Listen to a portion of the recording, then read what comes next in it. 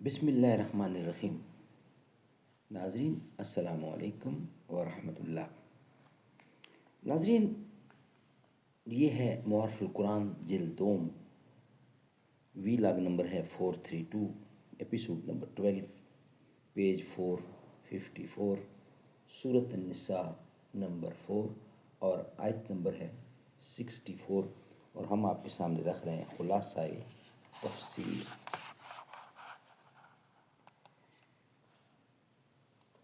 ناظرین، یہ کتاب قرآن کریم جس کا ٹائٹل معارف القرآن، اور اس کتاب کے رائٹر ہیں،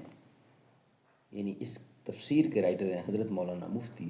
محمد شفیع صاحب عثمانی رحمۃ اللہ علیہ، مفتی اعظم پاکستان۔ معارف القرآن جلد نمبر 2،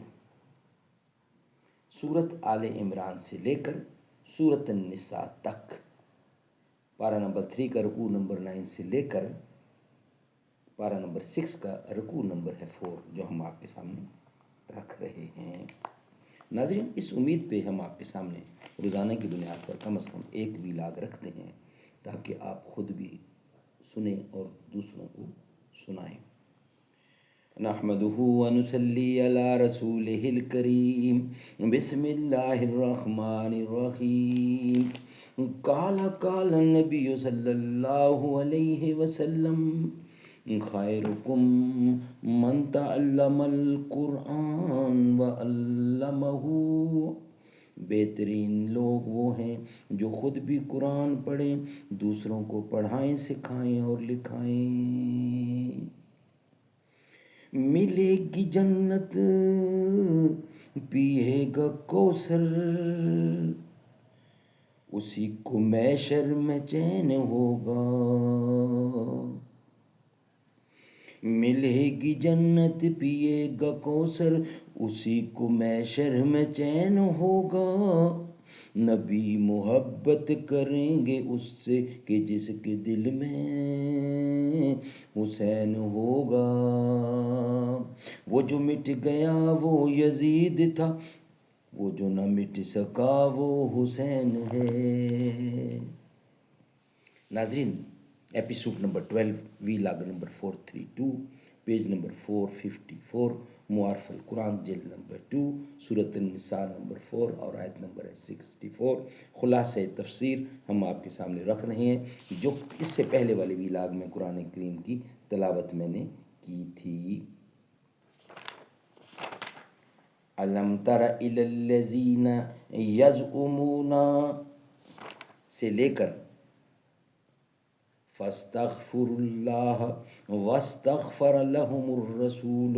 لوجدوا اللہ توابا رحیما۔ خلاصہ تفسیر: اے محمد صلی اللہ علیہ وسلم، کیا آپ نے ان لوگوں کو نہیں دیکھا جو زبان سے تو دعویٰ کرتے ہیں کہ وہ یعنی ہم اس کتاب پر بھی ایمان رکھتے ہیں جو آپ کی طرف نازل کی گئی یعنی قرآن کریم، اور اس کتاب پر بھی جو آپ سے پہلے نازل کی گئی یعنی تورات، کیونکہ اس میں منافقین کا بیان ہے، اور اکثر منافقین یہود میں سے تھے۔ مطلب یہ کہ زبان سے دعویٰ کرتے ہیں کہ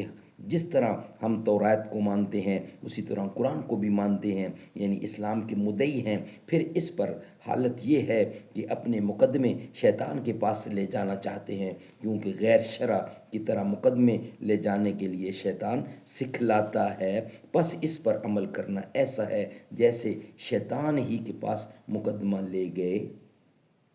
حالانکہ اس سے دو امر معنی موجود ہیں۔ ایک یہ کہ ان کو شریعت کی جانب سے یہ حکم ہوا کہ اس شیطان کو نہ مانیں، یعنی اعتقاداً اور عملاً اس کی مخالفت کریں، اور دوسرا معنی یہ کہ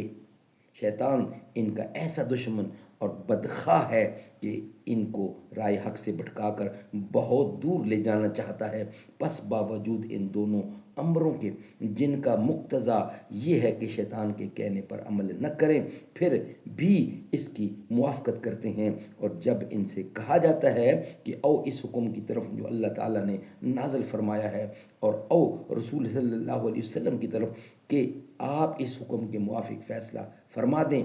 تو آپ اس وقت منافقین کی یہ حالت دیکھیں گے کہ آپ کے پاس آنے سے پہلے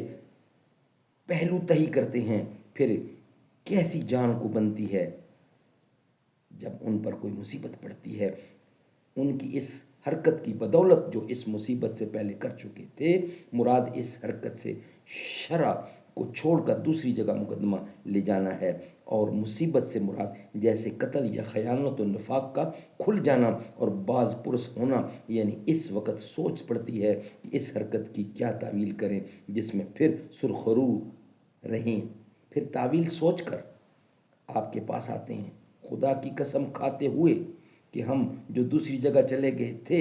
ہمارا اور کچھ مقصود نہ تھا سوا اس کے کہ معاملہ کے دونوں فریق کی کوئی بھلائی کی صورت نکل آوے اور ان میں باہم موافقت مصالحت ہو جاوے۔ مطلب یہ کہ قانون تو شرع ہی کا حق ہے، ہم دوسری جگہ شرع کو ناحق سمجھ کر نہیں گئے تھے، لیکن بات یہ ہے کہ قانونی فیصلہ میں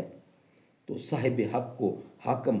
رعایت کرنے کے لیے نہیں کہا جا سکتا، نہیں کہہ سکتا، اور باہمی فیصلہ میں اکثر رعایت کرا دی جاتی ہے۔ یہ وجہ تھی ہمارے دوسری جگہ جانے کی۔ اور قصہ قتل میں تعویل اس مقتول کے فعل کی ہوگی جس سے مقصود اپنی برات یا حضرت عمر پر دعوی قتل بھی ہوگا۔ اللہ تعالیٰ اس تعویل کی تقضی فرماتے ہیں کہ یہ وہ لوگ ہیں کہ اللہ تعالیٰ کو معلوم ہے جو کچھ نفاق و کفر ان کے دلوں میں ہے، کہ اس کفر و نفاق کو عدم رضا بحکم شرعی ہی کی وجہ سے یہ لوگ دوسری جگہ جاتے ہیں اور وقت معین پر اس کی سزا بھی پالیں گے۔ سو مصلحت یہی ہے کہ آپ علم خداوندی اور مواخذہ خداوندی پر اکتفا فرما کر ان سے تغافل کر جایا کیجیے، یعنی کچھ مواخذہ نہ فرمائیے، اور ویسے اپنے منصب رسالت کے اقتضاء سے ان کو نصیحت فرماتے رہیے کہ ان حرکتوں کو چھوڑ دو، اور ان سے خاص ان کی ذات کی اصلاح کے متعلق کافی مضمون کہہ دیجیے تاکہ ان پر حجت قائم اور تمام ہو جائے۔ پھر نہ مانے تو وہ جانے، اور ہم نے تمام پیغمبروں کو خاص اسی واسطے مبعوث فرمایا ہے کہ بحکم خداوندی جو کہ اطاعت رسل کے باب میں فرمایا ہے ان کی اطاعت کی جائے۔ پس اول تو ان لوگوں کو شروع ہی سے اطاعت کرنا واجب تھی، اور اگر خیر شامت نفس سے حماقت ہی ہو گئی تھی تو جس وقت یہ گناہ کر کے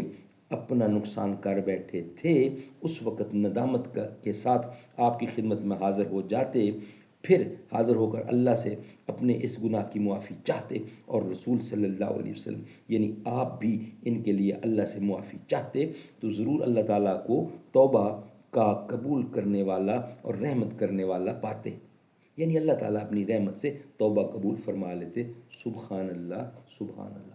ناظرین، یہ ویلاگ ہمارا یہیں کمپلیٹ ہوتا ہے۔ نیکسٹ ویلاگ اسی کا بقیہ حصہ ہے، معارف و مسائل، ربط آیات کا شان نزول ہم آپ کے سامنے رکھیں گے انشاءاللہ نیکسٹ ویلاگ کی صورت میں۔ حسین جیسا شہید اعظم، حسین جیسا شہید اعظم جہاں میں کوئی ہوا نہیں ہے، چولی کے نیچے گلا ہے لیکن کسی سے کوئی گلا نہیں ہے، عدو تھے جب سر پہ تیغ تولے، حسین سجدے میں جا کے بولے، مدینے والوں گواہ رہنا نماز میری قضا نہیں ہے، حسین جیسا شہید اعظم جہاں میں کوئی ہوا نہیں ہے، چھری کے نیچے گلا ہے لیکن، چھری کے نیچے گلا ہے لیکن کسی سے کوئی گلا نہیں ہے، ادو تھے جب سر پہ تیغ تولے، حسین سجدے میں جا کے بولے، مدینے والوں گواہ رہنا، نماز میری قضا نہیں ہے، حسین جیسا شہید اعظم۔